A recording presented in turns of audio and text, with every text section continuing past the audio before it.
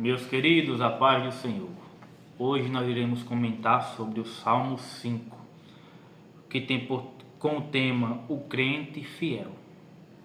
E como base nós iremos usar os versículos 1, 2, 3, 7, 11 e 12, que diz assim: Escuta as minhas palavras, ó Senhor, considera o meu gemido. Atende à voz do meu clamor, Rei meu e Deus meu, pois é a ti que imploro. Ó Senhor, de manhã ouvirás a minha voz, de manhã me apresentarei diante de ti, e em ti esperarei. Mas eu, pela abundância da tua misericórdia, entrarei na tua casa e adorarei, prostrado diante do teu santo templo, cheio de temor por ti. Mas regozijem-se todos os que se refugiam em ti. Eternamente com vozes de júbilo te glorifiquem, porque tu dar-lhe-ás abrigo, e se regozijarão em ti todos os que amam o teu nome. Porque tu, ó Senhor, abençoas o justo, tu o envolverás com o escudo de graça. Isso é um salmo muito bonito, meus irmãos. Neste salmo há pelo menos 5 características de um crente fiel. E nós vamos ver essas 5 características do crente fiel. Primeira, o crente fiel fala com Deus em oração. No versículo 1, 2 e 3, que diz assim: Escuta as minhas palavras, ó Senhor, considera o meu gemido. Se ele está mandando, sabe, se ele está pedindo para Deus escutar as palavras dele, é porque ele está falando com Deus. Atende a voz do meu clamor, Rei meu e Deus meu, pois é a ti que imploro. Se ele está pedindo para Deus atender a voz dele, é porque ele está falando com Deus. E se ele está implorando, ele está falando com Deus. Ó Senhor, de manhã ouvirás a minha voz, de manhã me apresentarei diante de ti, e em ti esperarei. Ele está dizendo: ó Deus, de manhã eu vou falar com o Senhor, eu estarei orando. Então, o crente fiel fala com Deus em oração. Sempre haverá esperança de restauração onde houver oração e quebrantamento. A oração move a mão daquele que move o mundo. Quer mover a mão de Deus para a sua vida? Ore. Tudo se resume na oração. O segredo é a oração. Quer ter vitória? Ore. Quer ter paz? Ore, porque orar é falar com Deus. Aqui ele fala que Deus, escuta as minhas palavras. Ele está dizendo: Senhor, eu estou orando, eu estou falando com o Senhor, me escuta. Deus, atende a voz do meu clamor. Deus, eu estou orando, me atende o que eu estou te pedindo, eu estou falando com o Senhor. Ele diz: ó Senhor, de manhã ouvirás a minha voz. Ele está dizendo: de manhã eu estou orando. O segredo está na oração. A oração, ela vence qualquer batalha.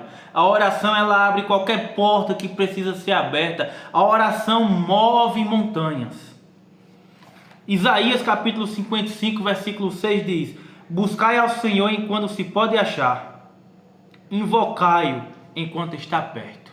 Olha o conselho que Isaías dá: busque ao Senhor enquanto se pode achar, e invoque enquanto ele está perto, porque vai chegar um momento que nós não vamos mais poder buscar ao Senhor, porque já acabou o tempo de buscar.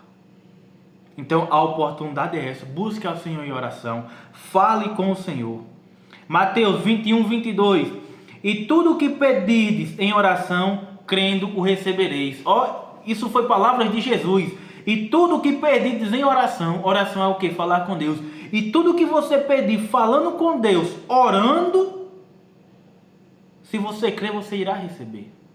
O nosso maior problema é a falta de oração. Nós queremos ter vitória, mas não queremos orar. Nós queremos ser abençoados, mas não queremos ter intimidade com o abençoador. Porque a oração é ter intimidade com Deus.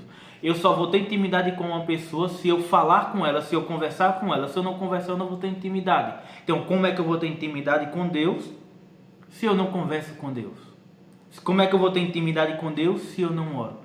Quer ter intimidade com Deus? Ore. Quer ter vitória? Ore. Quer ver porta aberta? Ore. Quer ver milagre na sua vida? Ore. Quer ver salvação na sua casa? Ore. Quer ver cura? Ore. Quer ver qualquer coisa que você estiver precisando?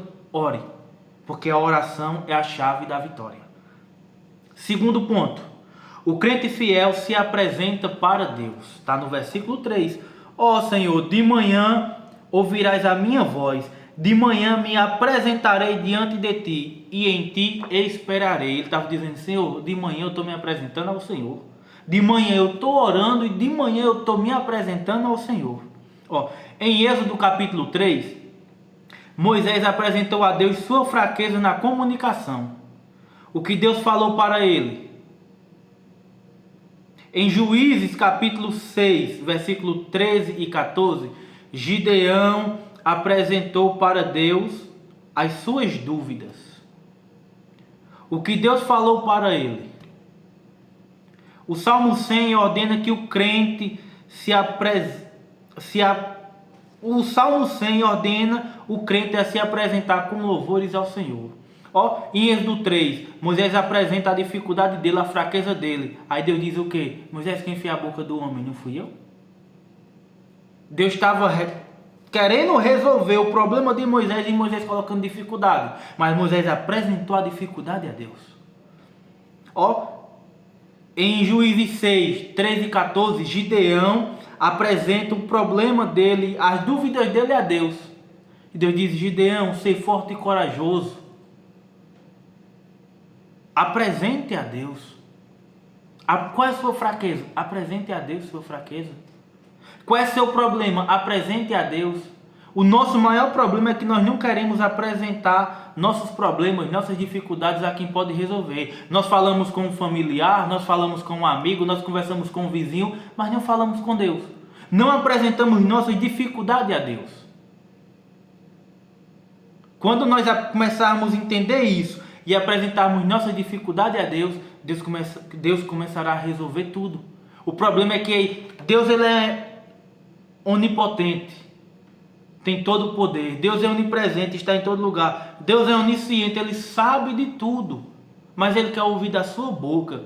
Senhor, minha fraqueza é essa. Senhor, eu estou com um problema nisso. Senhor, me ajuda nisso aqui. Senhor, por que está acontecendo isso? Senhor, me ajuda. Ele quer ouvir da sua boca. Só que a gente acha que tem muitos que acham que não precisa falar porque Deus sabe de tudo. Ele sabe, mas Ele quer ouvir você falar. Porque você conversando com Deus, você está gerando intimidade com Deus e Ele quer ser íntimo de você.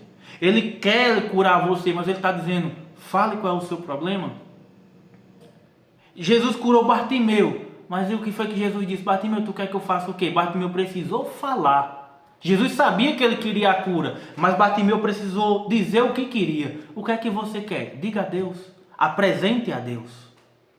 Ponto 3. O crente fiel vai para a casa de Deus. Está aqui no versículo 7.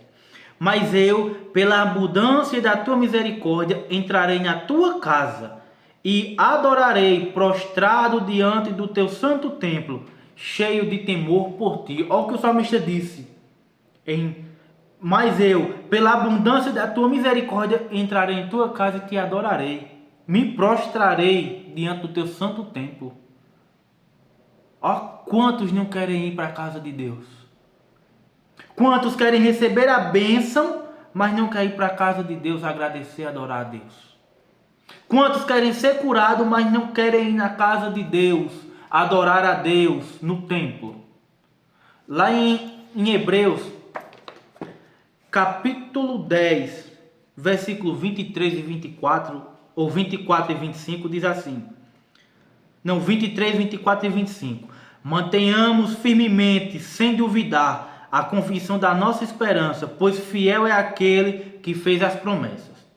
Estando atentos uns aos outros, para nos estimularmos no amor e nas boas obras, sem abandonarmos a nossa congregação, como é costume de alguns. Naquele tempo já tinha gente que não queria congregar, que não queria ir para a casa de Deus. Aí o escritor diz, sem abandonarmos a nossa congregação, como é costume de alguns, antes exortando-nos mutuamente, ainda mais agora, quando vedes que o dia está mais próximo, o dia do Senhor está mais próximo. Mas o escritor diz, não deixando de congregar. Nós queremos as bênçãos, mas não queremos ir para o templo adorar a Deus, agradecer a Deus. Em 1 Samuel, capítulo 1, versículo 3, diz: subia, pois, este homem da sua cidade de ano em ano a adorar e a sacrificar ao Senhor dos Exércitos em Siló. E estavam ali os sacerdotes do Senhor, Ofni e Finéias, os dois filhos de Eli. Eucana, aqui conta a história de Ana de Eucana, Samuel. De ano em ano, ele e toda a sua família subia à casa do Senhor para adorar. Uma vez no ano, todos iriam ao templo adorar. Eles iam porque Ana recebeu o seu milagre, era estéril, foi curada e gerou Samuel. Porque ela ia à casa do Senhor adorar. Em meio à dificuldade, ela estava indo adorar. Em meio à dor, ela estava indo adorar. Em meio à perseguição, à aflição, à angústia, ela estava indo para a casa do Senhor adorar. Nós queremos receber, mas não queremos ir à casa do Senhor para adorar. Salmo 84, verso 4. Bem-aventurados os que habitam em tua casa. Louvar-te-ão continuamente. Bem-aventurado é mais que feliz. Aqui, habitar em tua casa está falando da casa de Deus. Mais que feliz é os que habitam em tua casa. Louvar-te-ão continuamente. O salmista disse: mas vale um dia na porta, não é nem dentro, é na porta da casa do Senhor, do que 1000 fora dele. O salmista diz: alegrei-me quando me disseram, vamos à casa do Senhor. E as pessoas querem a bênção, mas não querem ir para a casa do Senhor. Ponto 4. O crente fiel tem alegria eterna. Está no versículo 11. Mas regozijem-se todos os que se refugiam em ti. Eternamente, com vozes de júbilo te glorifiquem. Porque tu dar-lhe-ás abrigo e se regozijarão em ti todos os que amam o teu nome. O crente fiel tem alegria eterna. As lutas vêm, é normal. As dores vêm, a angústia vem. Tanto que a Bíblia diz, o salmista diz, o choro pode durar uma noite, mas a alegria vem ao amanhecer. O choro tem, mas tem alegria. Tá tudo dando errado, tá tudo de cabeça para baixo, parece que o mundo tá caindo sobre a cabeça do crente fiel, mas ele tá alegre. Porque ele sabe que a qualquer momento o Senhor pode se levantar do trono e dar a vitória a ele e mudar a circunstância dele. Jó, sofrendo o que estava sofrendo, ele disse: eu sei que o meu Redentor vive e que por fim se levantará sobre a terra. Nós temos que ter essa certeza. Está dando tudo errado, mas nós temos que ser alegres na presença de Deus. Nós temos que nos alegrarmos no Senhor. Isaías 35, versículo 10 diz: e os resgatados do Senhor voltarão e virão a Sião com júbilo, ou seja, com alegria. E a alegria eterna haverá sobre as suas cabeças. Gozo e alegria alcançarão, e deles fugirá a tristeza e o gemido.